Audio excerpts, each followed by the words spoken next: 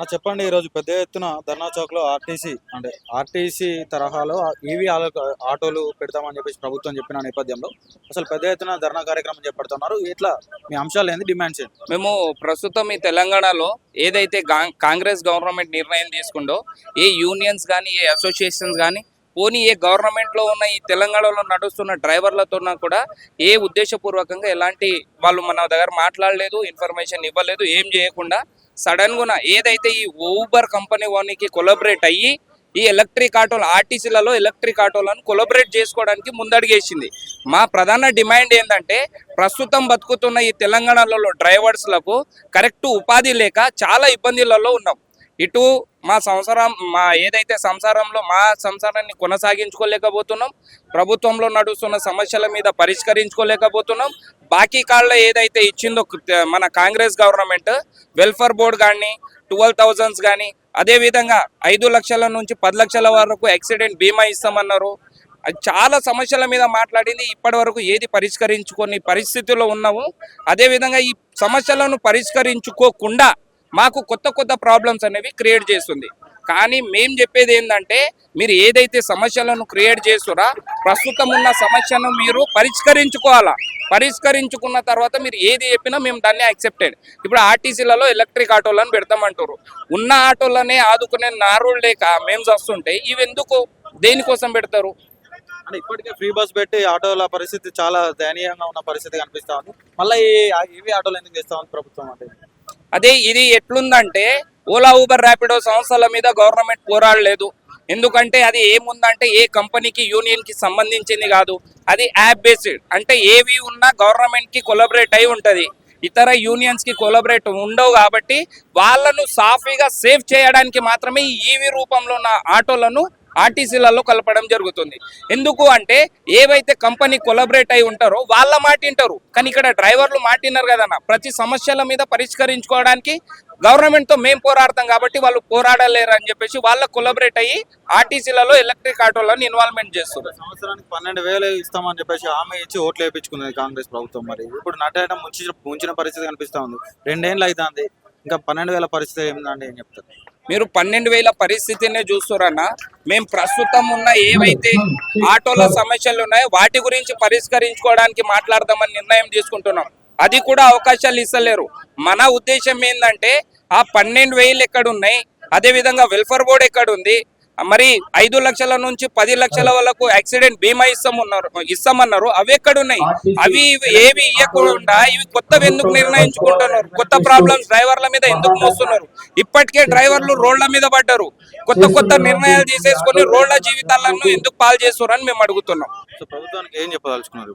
మేము ప్రభుత్వానికి ఒకటే చెప్పాలనుకుంటున్నాం, ఇది కేవలం ట్రయల్ మాత్రమే. మహాధర్నా అనేది రోజుకి మా సమస్యలు ఈ ఆర్టీసీలలో ఎలక్ట్రిక్ ఆటోలను రద్దు చెయ్యకపోతే రోడ్ల మీద కూర్చునే అవకాశాలు వస్తాయి. అదే విధంగా ఈ రేవంత్ రెడ్డి సార్ ఏదైతే నిర్ణయాలు తీసుకున్నారో వాళ్ళ ఇంటికి కూడా ముట్టడి చేసే అవకాశాలు ఉంటాయని చెప్తున్నాం. ఇది కేవలం మా నిర్ణయాల కాదు, మా ప్రాబ్లమ్స్ గవర్నమెంట్ కి చూపించుకోవడానికే. రేపు మా ఈ ఏవైతే ఎలక్ట్రిక్ ఈవీ ఆటోలను రద్దు చేయకపోతే మేము ఏదైనా చేయడానికి రెడీ, రోడ్లనే ఎక్కుతాం, లేదంటే సీఎం సార్ ఇంటి ముట్టడి కూడా చేసే అవకాశాలు ఉంటాయి. ఎన్ని సంవత్సరాల నుంచి నడుపుతున్నాడు? 1.5 year నుంచి నడుపుతుంది. ఎట్లా ఉంది పరిస్థితి? మరి చాలా ఘోరం ఉంది. ఇప్పటికే ఓలా ఊబర్ వాడు రేటు ఇట్లా చేస్తలేడు. ఇప్పుడు మళ్ళీ ఎలక్ట్రికల్ ఆటోలు అంటే చాలా ఇబ్బందిగా ఫీల్ అవుతున్నాం. ఈ ఎలక్ట్రికల్ ఆటోలు వస్తే రోజువారీగా మేము అసలు రోజుకి 500 సంపాదించలేకపోతాం. అంటే ఫ్రీ బస్ పెట్టినాక పరిస్థితి ఏ విధంగా ఉంది, పెట్టక ముందు ఏ విధంగా? చాలా ప్రాబ్లం వచ్చింది. ఫ్రీ బస్ పెట్టినాక చాలా ప్రాబ్లం వచ్చింది. ఇప్పుడు ఎలక్ట్రికల్ ఆటో ఆర్టీసీ ఆటోలు అంటే ఇంకా చాలా ప్రాబ్లం వస్తుంది. ఈవీ ఆటోలు వెంటనే విరమించుకోవాలని చెప్పేసి పెద్ద ఎత్తున మీరు ధర్నా కూర్చో ఉన్నారు. ఒకవేళ వాళ్ళు విరమించుకొని పక్షాన మీ కార్యాచరణ ఏ విధంగా? కార్యాచరణ ఏముండదు, అప్పుడు మొత్తం రోడ్ మీద కూర్చుంటాం. ఆటో డ్రైవర్స్ మొత్తం రోడ్ ఎక్కి రోడ్ మీదనే ఉంటారు. ఎప్పుడైతే ప్రాబ్లమ్స్ సాల్వ్ అయితే అప్పటి వరకు రోడ్ల మీదనే ఉంటారు. రోజంతా కూడా ఎంత వస్తాయన్న? మామూలుగా ఇప్పుడు రోజంతా కష్టపడితేనే 1000 వాడటానికి 12 గంటలు వాడుతున్నాం టైం. ఇప్పుడు ఆర్టీసీ ఆటోలు వచ్చింది అనుకో, ఇక 500 కూడా సంపాదించలేము. జీవన పరిస్థితి ఎట్లా ఉంది? ఇంట్లో చాలా కష్టంగా నడుస్తుంది. నిత్యావసర సరుకుల ధరలు పెరుగుతున్నాయి, వస్తువుల ధరలు పెరుగుతూ ఉన్నాయి. ప్రతి ఒక్కటి గ్యాస్ రేటు పెరిగింది, ప్రతి ఒక్క రేటు పెరుగుతుంది, కానీ ఆటో రేట్ అనేది పెరుగుతలేదు. చాలా ఇబ్బంది పడుతున్నాం కాబట్టి ఈ రోజు ఈ స్ట్రైక్. గతంలో కేసీఆర్ గారి ప్రభుత్వంలో ఎట్లా ఉండే, మరి ఇప్పుడు రేవంత్ రెడ్డి గారి ప్రభుత్వం అప్పుడైనా వాళ్ళైనా కూడా ఆటో కోసం ఎవరు పట్టించుకోలేదు. ఇప్పుడు వచ్చినాక అయినాక కాంగ్రెస్ ప్రభుత్వం ఏదో చేస్తుందని చెప్పేసి మనం ముందడుగు వేసినాము కాంగ్రెస్ పార్టీ వాళ్ళు. కానీ కాంగ్రెస్ పార్టీ గెలిచిన తర్వాత కూడా అదే పరిస్థితి అయిపోయింది. ఏం చెప్పాలి? మాది ఇలాంటివి చేయవద్దని చెప్పి మేము మర్చిపోతాం. మాకు చెప్పాల్సింది ఏం లేదు. ఒక టైంలో ఆటోలు చేయబట్టే ఎవరైనా ప్రెగ్నెంట్స్ ఉన్నా యాక్సిడెంట్లు అయినా ఏదున్నా బస్సు డ్రైవర్ వాళ్ళు తీసుకొని పోలే. మా ఆటో డ్రైవర్ వాళ్ళే గుర్తించాం. మేము ఆటో డ్రైవర్ తోనే మేము పుట్టినాం. మాకు 12 సంవత్సరాలు నేను ఆటో తోలబట్టి ఈ రేవంత్ రెడ్డి వచ్చిన తర్వాత మా కడుపు మీద కొట్టి మా ఫైనాన్స్ ఇబ్బంది పెట్టి మా అమ్మ నాన్న రోడ్ల మీద వేసి మాకంటూ ₹1 వస్తుంది అని అంటే ఆటో తోలుకుంటే మాకు వచ్చేది. అర్థమవుతుందా? ఇప్పుడు ప్రధానంగా మాట వరుసగా ఒక కడుపుతో ఉన్న ఒక లేడీ ఉంటది, ఇంటికైతే బస్సు అయితే పోదు కదా.